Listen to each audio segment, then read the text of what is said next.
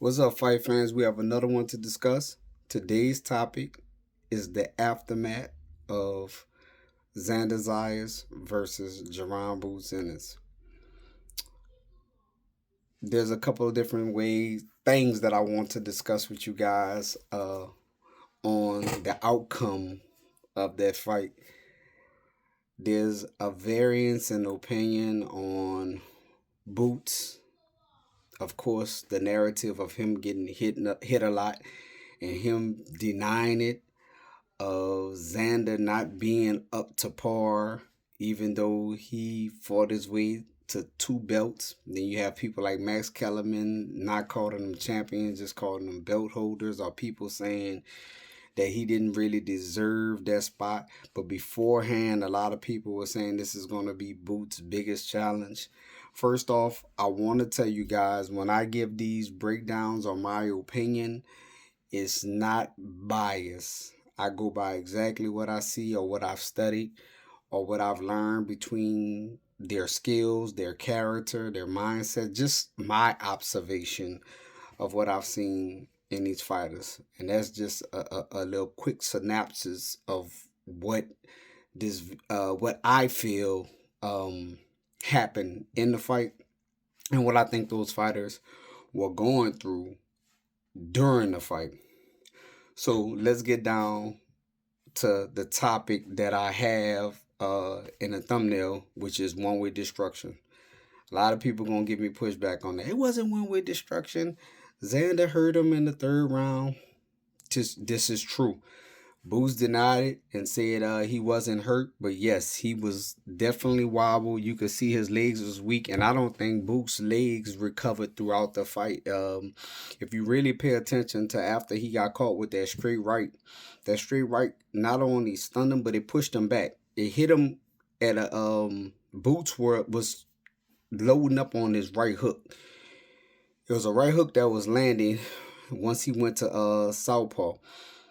I wish I would have recorded a breakdown because initially I was saying Xander Zayas has a irresponsible jab. He throws his jab and when he brings his jab back, he brings it back at his waistline instead of bringing his jab back to guard his face.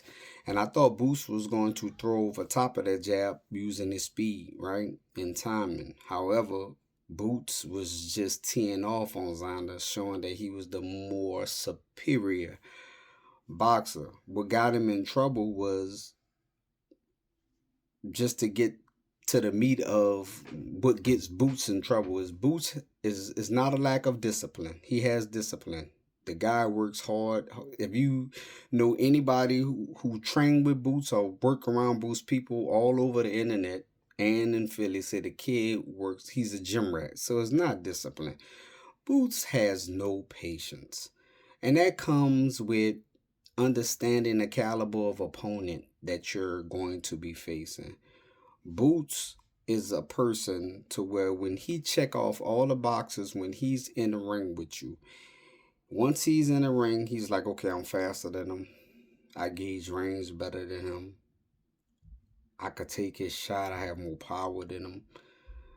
My IQ is better than him. Once he starts to check all those things off while he's in the ring, and you're showing him that he's that much more superior than you, he's willing to engage and take more risks, and he becomes less patient. So he even said it. He said, I was loading up. The reason why he was loading up because he lost respect for Zayas. And at this level of the game, you cannot lose respect for your opponent because all it takes is one shot. I'm sure if anybody know Boost, they would ask him, and he agreed to that. It takes one shot to change the outcome of a fight. Boost said, I got lazy. It wasn't that he got lazy. His fundamentals went away at that moment because he was pressing the whole time. He was one track minded. He was like, okay, this guy has nothing for me. I'm about to get rid of him. I'm about to get him out of here. And so he was throwing a right hook that was landing, but he loaded up. And everybody know the straight punch from directly online from being still to throwing it out is always going to be faster than a looping punch. And it's when you telegraphing your shots by loading up, you're more than likely going to get caught clean. Boots loaded up the right hook. Xander threw his right straight down the pipe. It was a straight right that stunned Boots, pushed him back.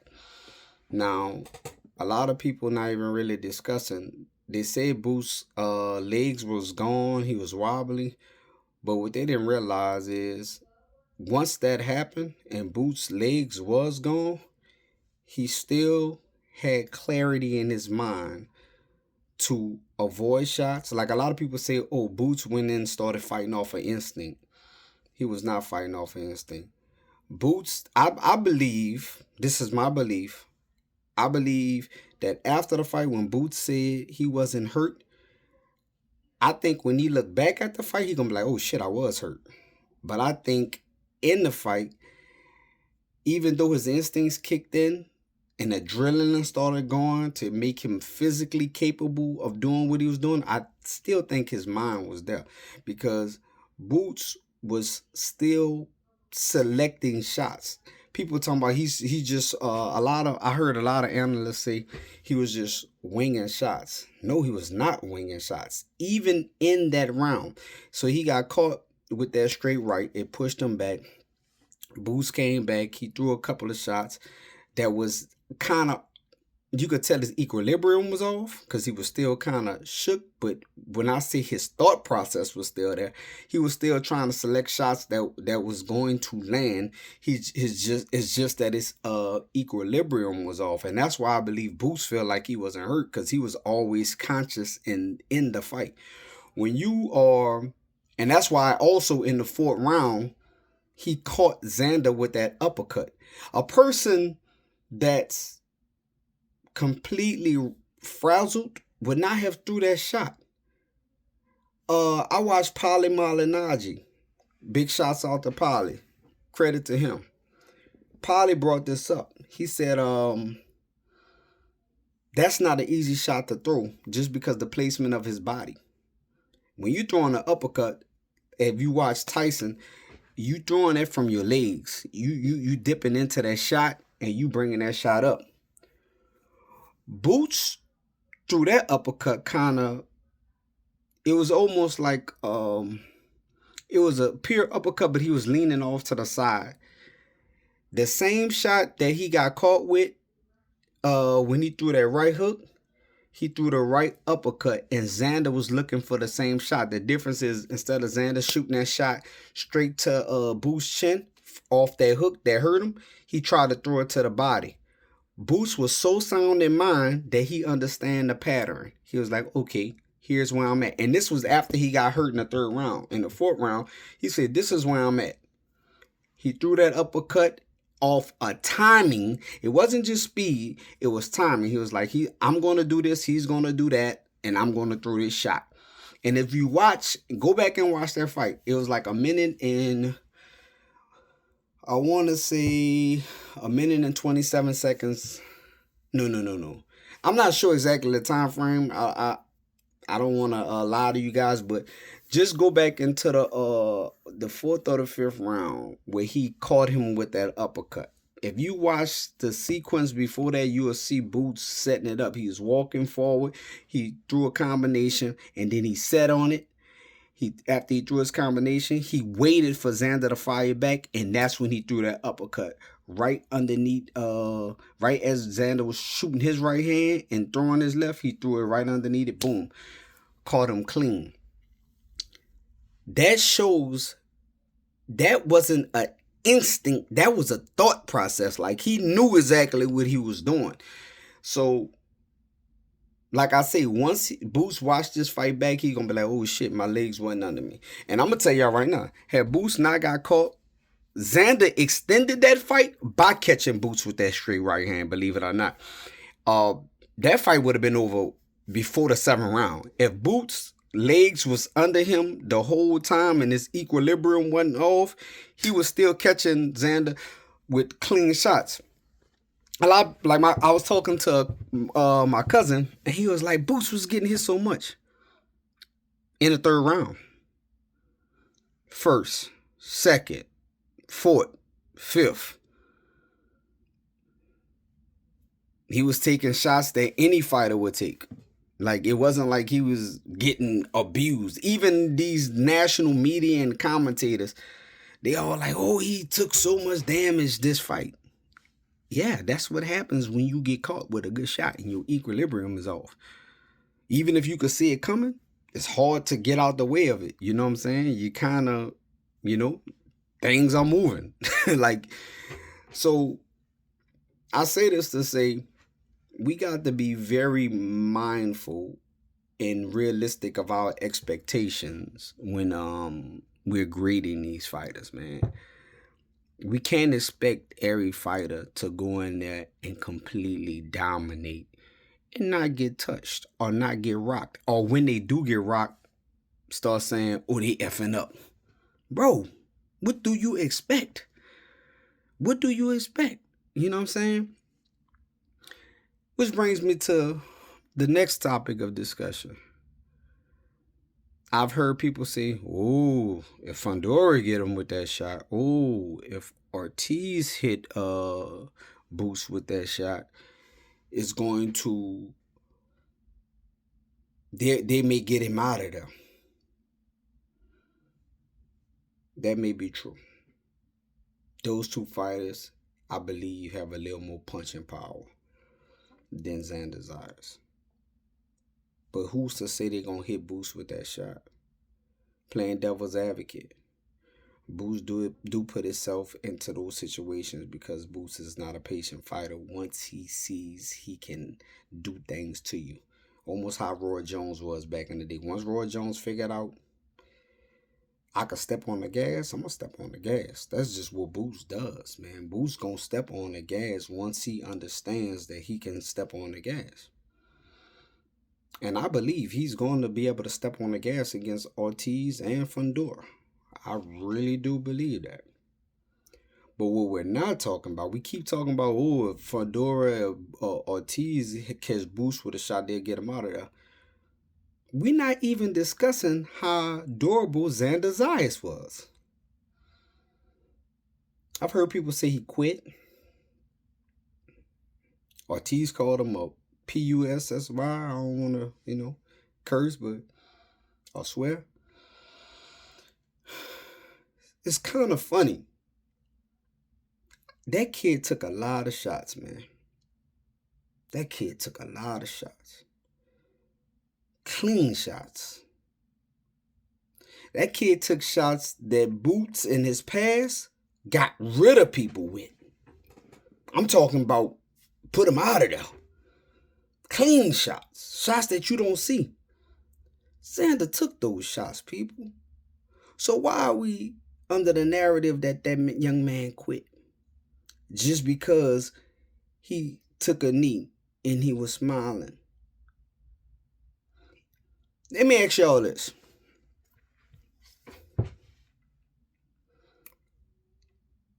If you had to do something, anything, let's say you had to climb a hill.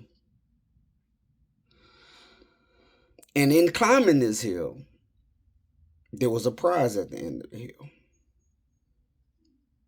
But you keep running into traps going up this hill.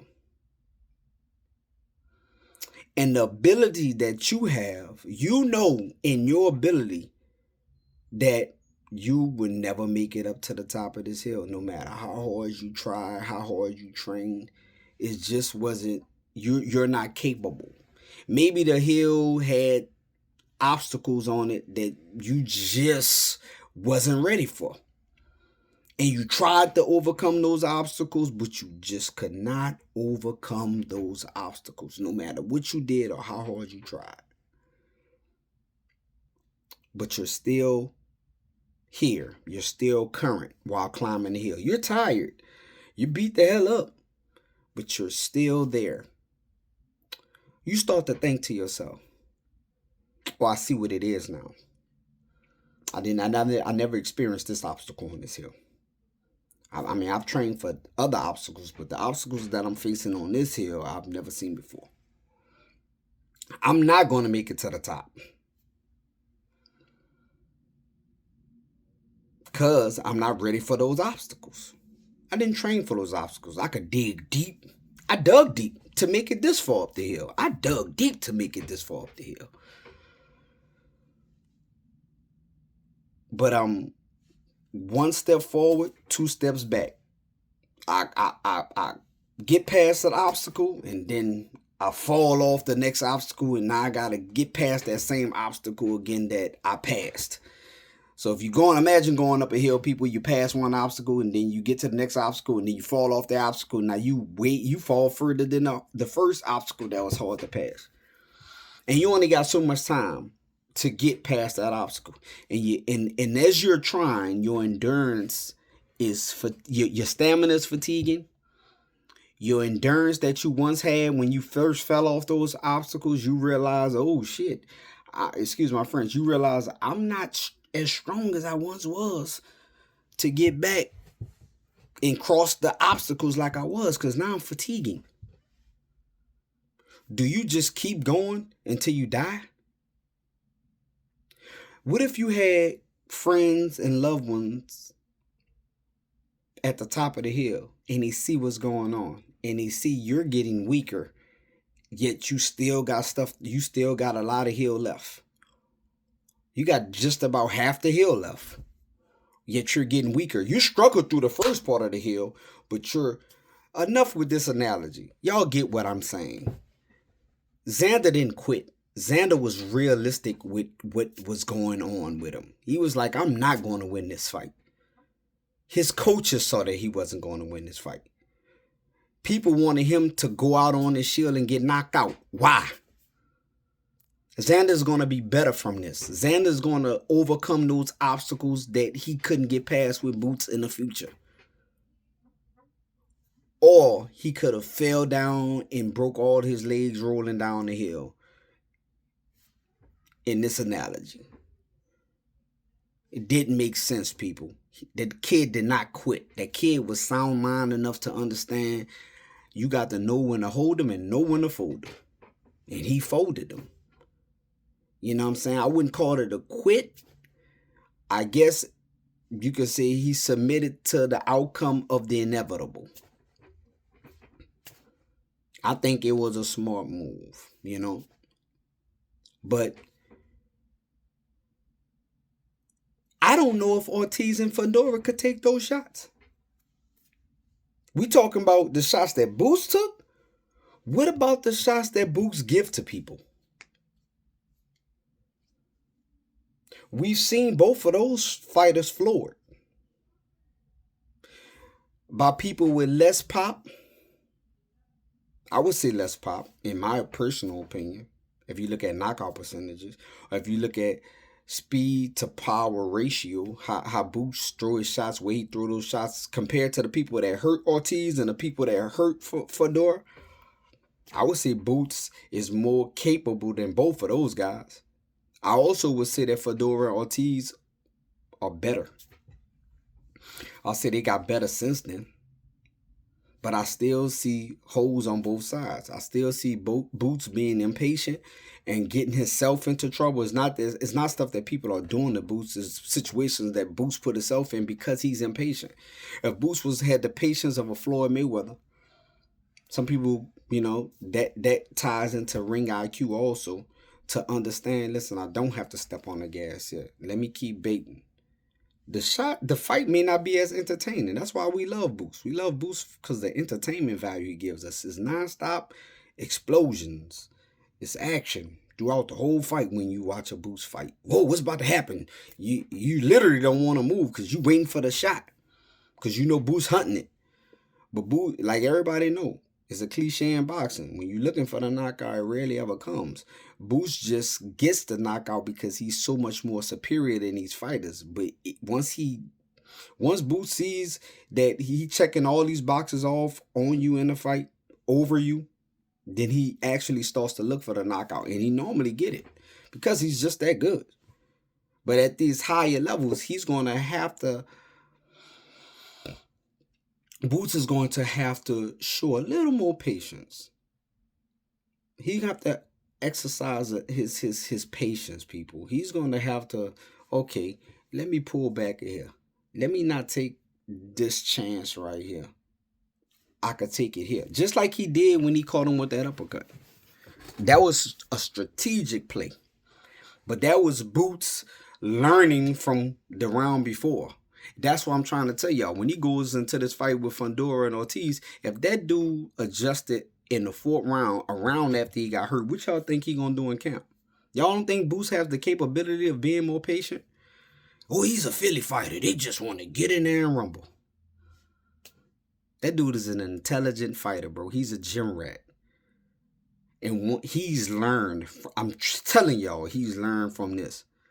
More than anything, he doesn't want to jeopardize what he have going for him. So Boots is going to learn, like, at this level, I can get him out of there, but there is that chance at this level that they have just that much fight in them that they can throw back and catch me if I'm careless.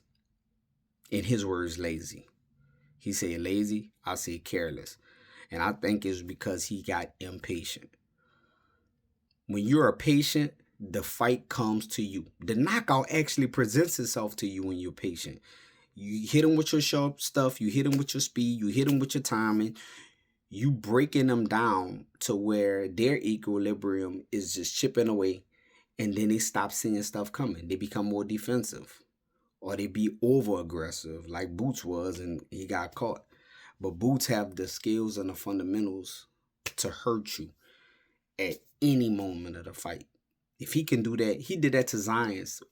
He did that to Xander Zayas with no legs, y'all. He abused them in the first and second round, third round. After that, his legs was gone throughout the whole rest of the fight. And Boots don't sit down in the corner. He stand up in the corner throughout the whole fight. That's just his thing. So he never gave his legs no type of rest. Some people say when your legs are shot, it's worse to sit down and then stand back up. You know what I'm saying? So I don't know, but Boots don't sit down in between corner in this corner anyway. I just want to give props to Xander Zayas, man, because that kid took a hellacious. It was one-way traffic outside of that third round, man. And I believe Xander has a lot of endurance. I believe Ortiz and Fedora may not even have that type of endurance, to be honest with you. I don't even know if I think Jamel got the endurance, but I don't know if Jamel got the willpower. Ortiz is a one-way fighter. He's going to come. Ortiz has very deceptive speed. You know what I'm saying? But Ortiz has been floored before. And I don't think he could take that many clean shots like Xander did. Nor can Fedora. They can both dish it better than Xander did, but I don't think they have the endurance that Xander does. I think that's what's being overlooked. So when we're watching these fights, y'all, you have to understand there's an entertainment value in the fight, and then there's people that's actually looking at the fight and they're looking for the nuances. You know what I'm saying? The differences in the little minor details that can weigh a win and a loss. And if I'm just being honest with y'all, that fight was not close. That fight wasn't close, y'all. It was a good fight, but it wasn't a close fight. That fight was one-way traffic, man. That fight was a beatdown. That fight became more competitive once Boots let his guard down trying to get Xander out of there and got caught. Once he got caught, then it was almost like Boots got caught and it kind of balanced the scales. And Boots said, listen, my equilibrium is off. My legs are not, whether he realized it or not, his legs was not as firm in his stance as it should have been. So what he did, he said, I can't move that much now. I'm going to use my head movement. Go back and watch that fight. Even after he got caught with that shot in the third round, there's a part of that round where I was like, Boots and lost his doggone mind. But he's so confident in his ability that after his legs was already gone, that boy had his hands down. Xander was throwing haymakers, and Boots was literally rolling them, slipping them with his hands down, about 4-punch combo. Nope. Nobody don't remember that part. Nobody talks about how Boots had his hands down to his side with no legs, mind you. I don't know if you guys ever been boxing, but when you don't have no legs, it's hard to move your upper body in that way. That shows you the shape that Boots was in. He had enough clarity in his mind to still move from shots. He had enough clarity in his mind in the 4th round and 5th round to select the right shots. It wasn't just a haymaker that he caught Zayas with. Nah, he was putting precision punches on Zayas. The dude is like that, man. Now, to my last topic of discussion is Terrence Bud Crawford. Stop comparing him to Bud. Stop comparing Bud to Mayweather. I mean, y'all can do it, but it ain't gonna happen. And if it does happen, we lucky. But everybody have their generation, bro. We don't know if Sugar Ray Leonard could beat Floyd Mayweather or vice versa. It's all subjective at this point. We don't know if Crawford could beat Mayweather. It's all subjective. We don't know if Boots could beat Bud or Bud could beat Boots. We all have our opinions. IQ-wise, I think Bud is way more patient than Boots.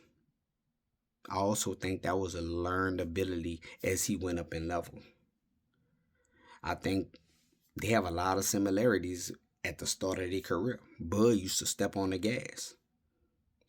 Bud didn't got caught before a couple of times by stepping on the gas. But this is boxing, people. You're fighting the top caliber people in their weight classes. People talking about, well, Bud got caught by Mean Machine. Mean Machine was knocking people out.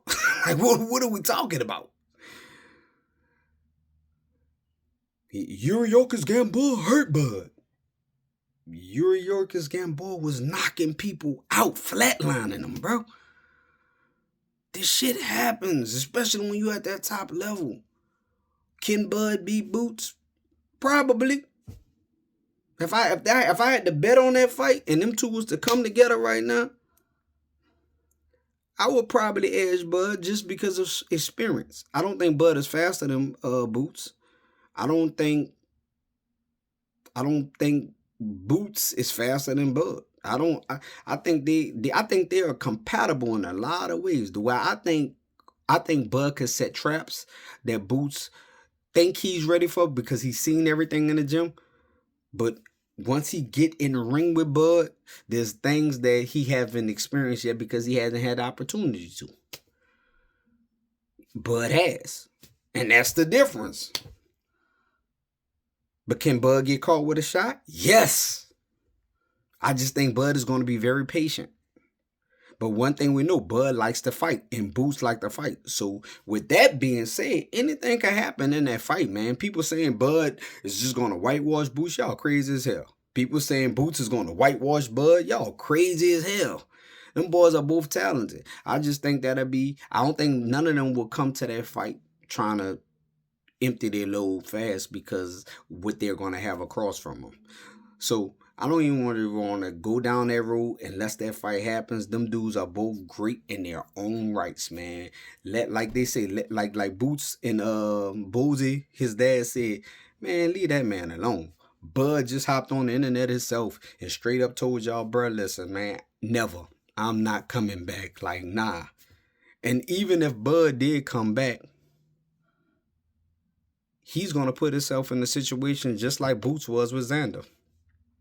Let's call the spade a spade, y'all. Boots was in a lose-lose position fighting Xander Zayas. If he would have whitewashed Xander, which he pretty much did, people were going to say Xander was not ready yet. If Xander would have beat him, people would have said Boots was overrated. If Bud come back and fight Boots, people are going to say, I told y'all Boots wasn't nothing. What Bud get out of that? If Bud come back and Boots beat Bud, now he tarnishing something that he didn't even have to, like, Bud would be in a lose-lose fighting Boots. I'm going to be honest with y'all. If he beat him, are we going to say, oh, he beat Boots?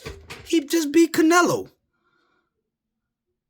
And I'm not really comparing Canelo, but I'm saying off of resume and stature and what they done in the game.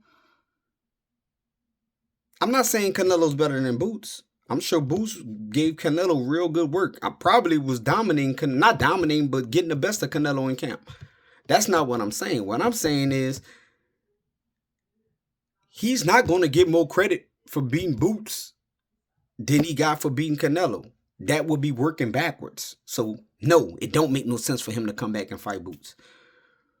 And by the time Boots reached the level of surpassing, by the time Boots reached the level of passing Canelo in name and likeness, like you know how to say got NIL, name, image, and likeness. By the time Boots' image passed Canelo's up, and he's considered one of the greatest of all time, Crawford gonna be so far removed from boxing, bro, that fight ain't happening, people. So we could let that junk go. Get it out of here. You know what I'm saying? Enjoy Jaron, Boots, Ennis while we have them. Enjoy Fedora while we have them. Enjoy Ortiz. Enjoy all these fighters right now. Because we as boxing fans are so judgmental. And here's the reality of it. 90% of the people that's super judgmental have never even been in a boxing ring. Have never put on a pair of gloves. Or if they did put on a pair of gloves, it was street boxing. Tough man type stuff. So we have all these, you got to understand, these people are professionals. They do this for a living. Like you do your job for a living, they do this for a living. So Boots get caught by Xander, Zayas. It's not Boots getting caught by Jonathan from up the block. He's getting caught by a fighter that's training every single day to catch people. And even though Xander ain't got knockout power like that, so we, you know what I'm saying? Like, what we consider one-punch knockout power, it was a straight shot that hit Boots directly on the button from a person that probably came into that fight at 180 pounds.